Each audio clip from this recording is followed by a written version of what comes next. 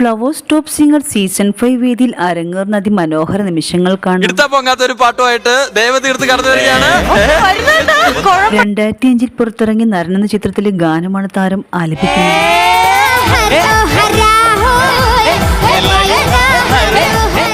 ദീപക് ദേവ് ഈണം പകർന്ന് M G Sreekumar ആലപിച്ച ഗാനമാണ് താരം അതിമനോഹരമായി ആലപിച്ചത്.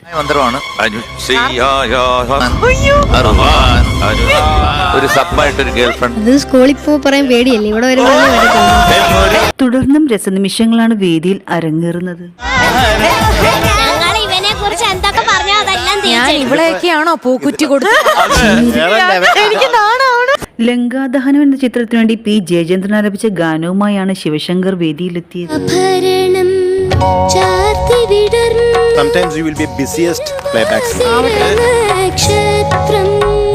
ആലാപന ശേഷം നല്ല രീതിയിലുള്ള കമന്റുകളാണ് വിധികർത്താക്കൾ നൽകുന്നത്. നിനക്ക് ഏറ്റവും ആഗ്രഹം ഒരു ഹെലികോപ്റ്റർ അല്ലേ?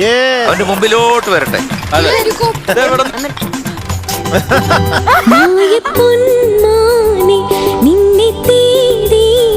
സീസൺ 5 വേദിയിൽ ഇന്നലെ ഇറങ്ങിയേറിയ പ്രകടനങ്ങളുടെ മാർക്കറിയാം.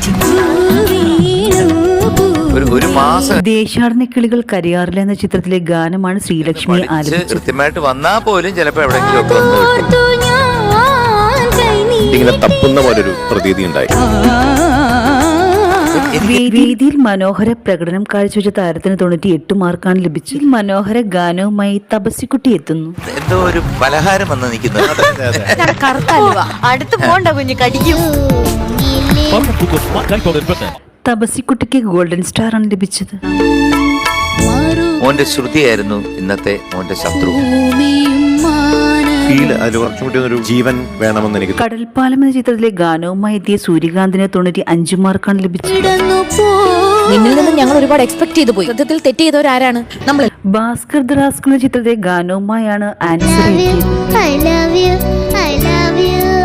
എന്റെ അമ്മയുടെ പേര് ലീലാവതി. എന്റെ റാണി മോക്ക്. മനോഹര പ്രകടനം കാഴ്ചവെച്ച ആൻസർ കുട്ടിക്ക് 97 മാർക്കാണ് ലഭിച്ചത്. കമലമ്മയ്ക്ക് ഒരു ഉമ്മ, അല്ലെ? അമ്മയ്ക്ക് ഒരു ഉമ്മ എന്ന ചിത്രത്തിൽ നിന്നും. നിഴലാട്ടം എന്ന ചിത്രത്തിന് വേണ്ടി കെ ജെ യേശുദാസ് ആലപിച്ച ഗാനവുമായാണ് ശിവശങ്കർ വേദിയിലെത്തിയത്. എന്നെ പാടാൻ അനുവദിക്കൂ. മനോഹര പ്രകടനം കാഴ്ചവെച്ച താരത്തിന് 99 മാർക്കാണ് ലഭിച്ചത്.